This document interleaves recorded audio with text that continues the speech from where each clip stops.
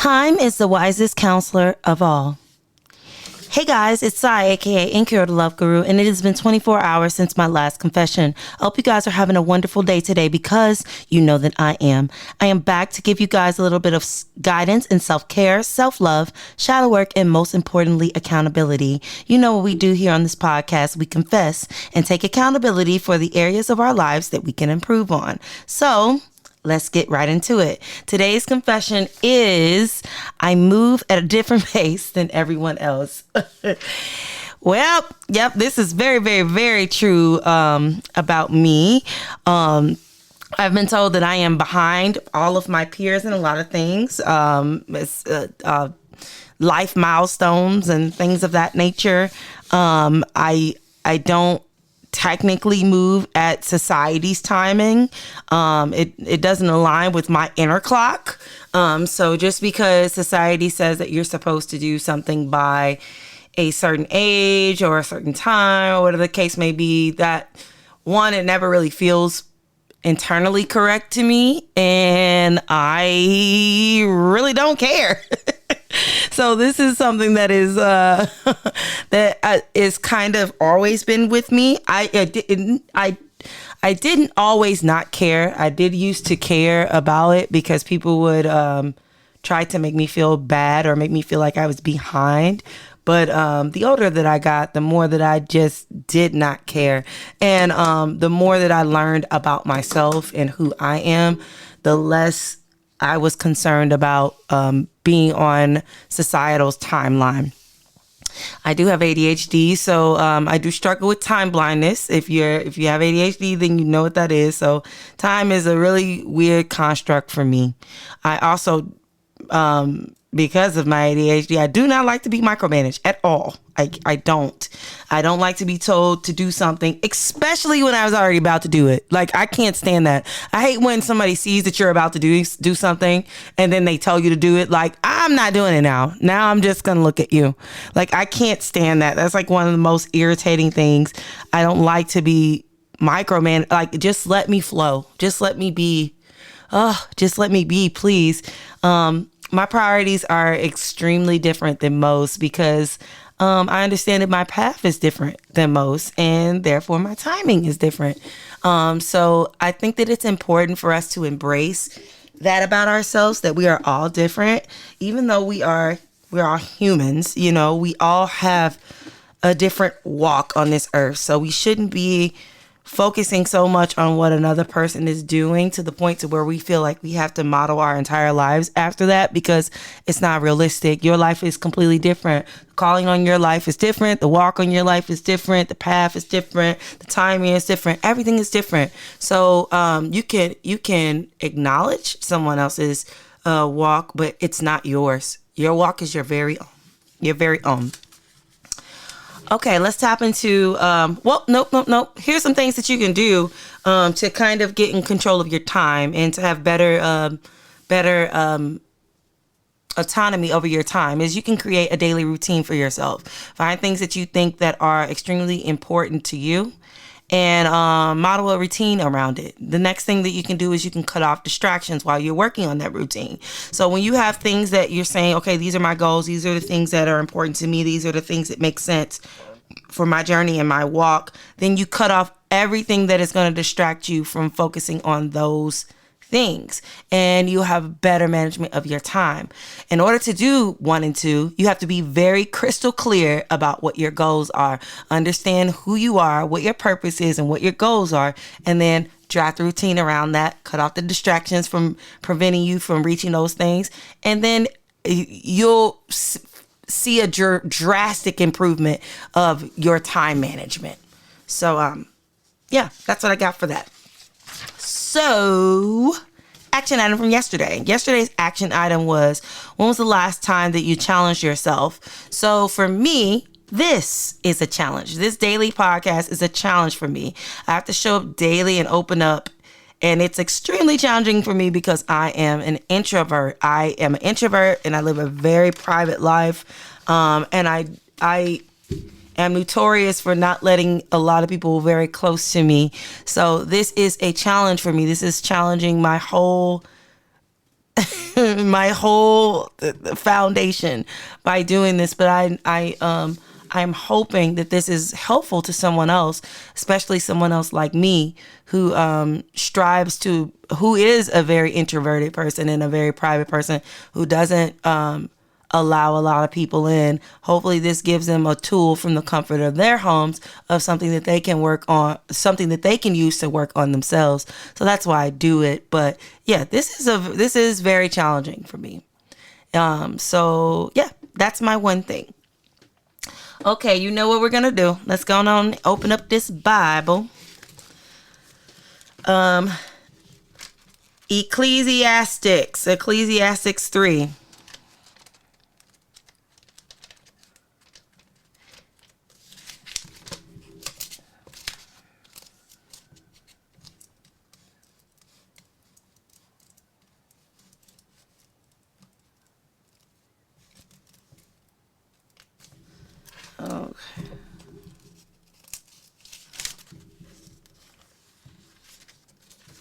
Okay, Ecclesiastes 3. We're going to read 3 and 1. And it reads, "To everything there is a season and a time to every purpose under the heavens." So we have to remember that everything has a season. There's a time for everything.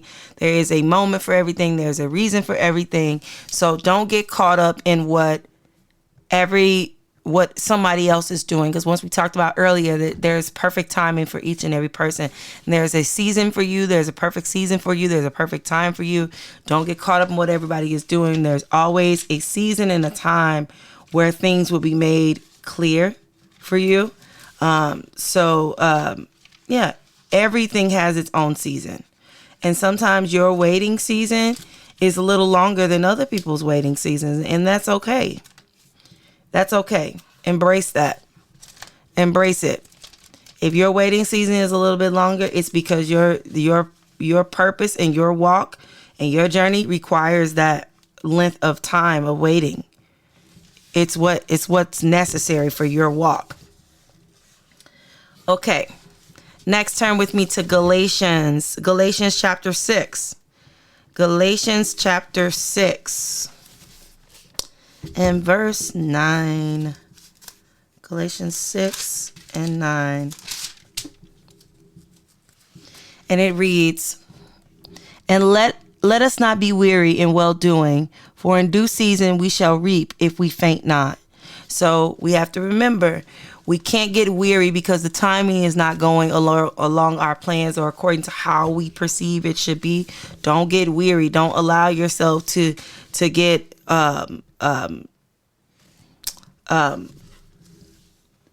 fatigued in the wait.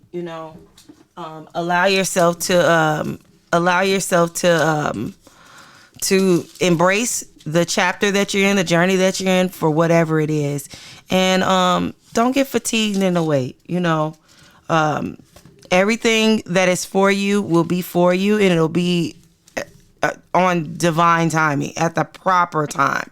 So don't worry. Don't worry too much. Turn with me to Isaiah chapter 40. Isaiah chapter 40, we'll read verse 31.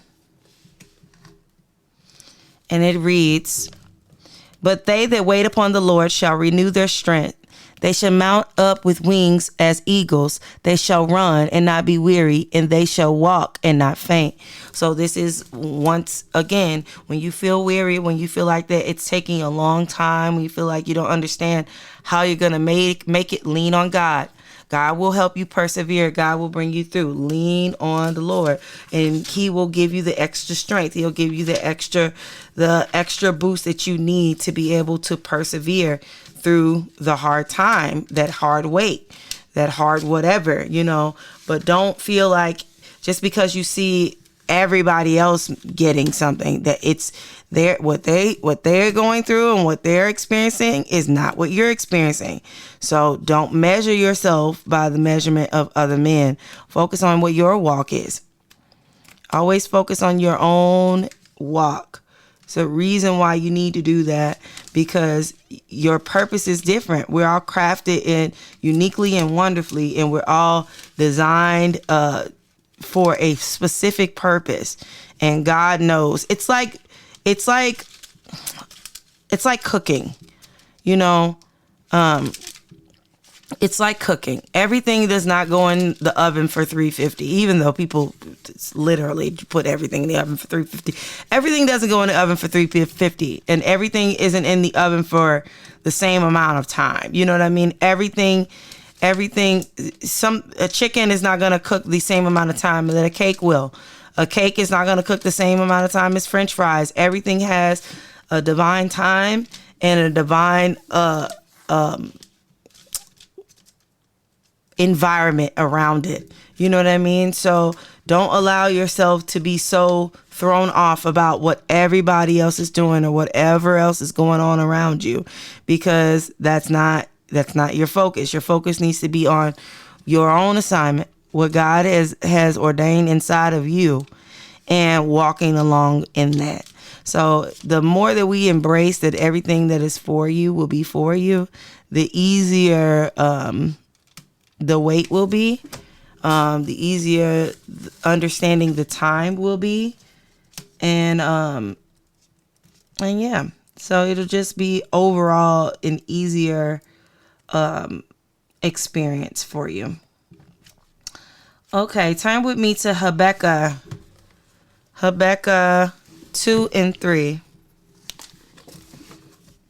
Habakkuk 2 and 3.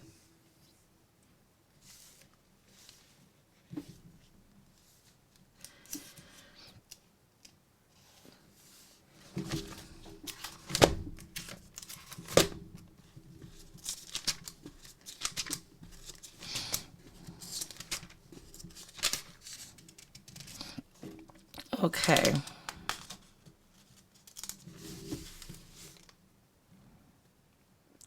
Habakkuk 2 and 3.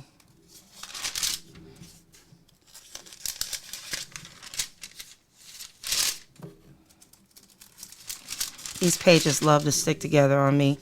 Okay, and it says in Habakkuk 2 and 3, for the vision is vet and is appointed, and the vision is vet for an appointed time, but at the end it shall speak and not lie. Though it tarry, wait for it, because it will surely come and it will not tarry. So the purpose that is inside of you is set for a very appointed time, and it shall speak to you. It shall give you whatever you need to know when that time is met. You won't be confused about whether it's time or not. It won't tarry. It won't have you questioning and in limbo for a long period of time. It will surely come when the timing is right.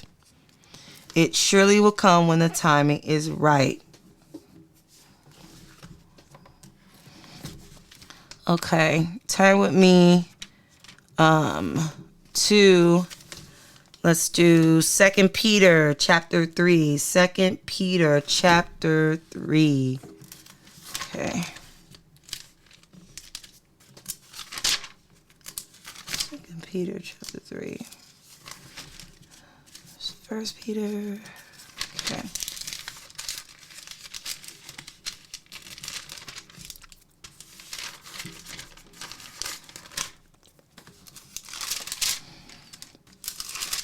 Okay, 2 Peter chapter 3, verse 8. And it reads, but beloved, be not ignorant of this one thing, and one day is with the Lord as 1,000 years, and 1,000 years as at one day. We have to remember God's timing is not our timing. A day for us is 1,000 years with God. 1,000 years.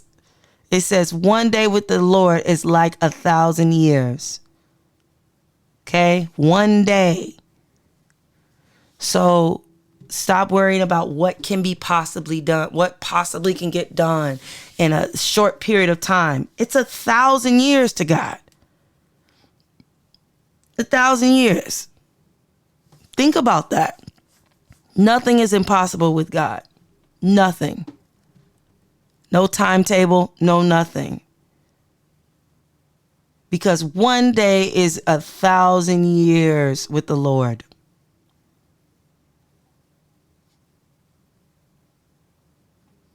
Okay? Turn with me to Ecclesiastes. Back to Ecclesiastes. We'll do Ecclesiastes. Ecclesiastes 3.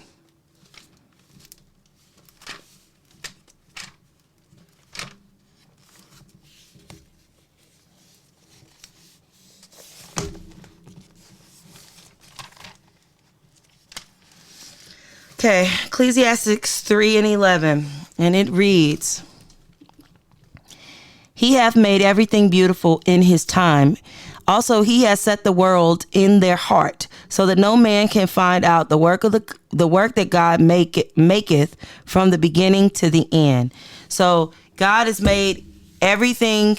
He has made everything beautiful in his time. So everything that is in you, even the things that you don't like about you, everything is beautiful in his time. Sometimes that thing that is placed in you needs time to grow. It needs time to be pruned. It needs time to be pressured. It needs time to be elevated. It needs time to grow, and it will be beautiful in due time. Everything. He made everything. He made everything beautiful in his time. Also, he had set the world in their heart, so that no man can find out the work that God maketh from the beginning to the end. Even this earth will be beautiful in due time. As disgusting and horrible as it is, as it stands right now, it will be a beautiful new thing in due time. There will be a new heaven and a new earth. All things will be made new in due time.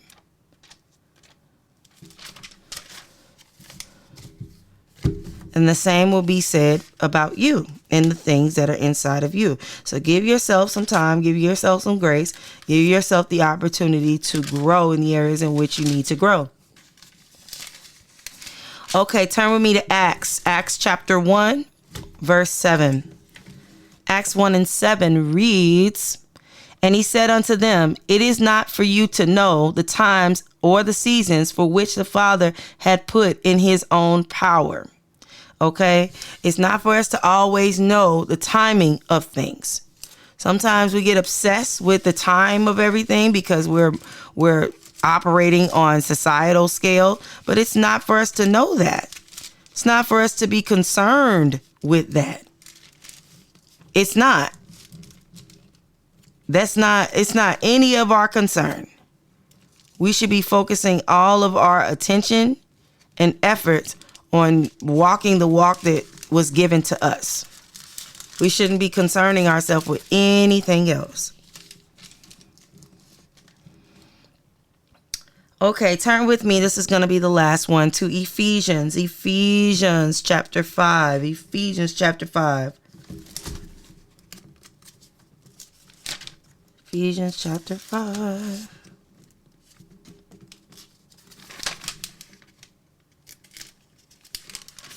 Okay. In verse 16, Ephesians 5 and 16 says,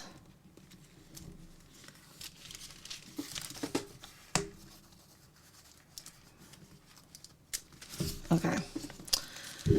Ephesians 5 and 16 reads, redeeming the time because the days are evil.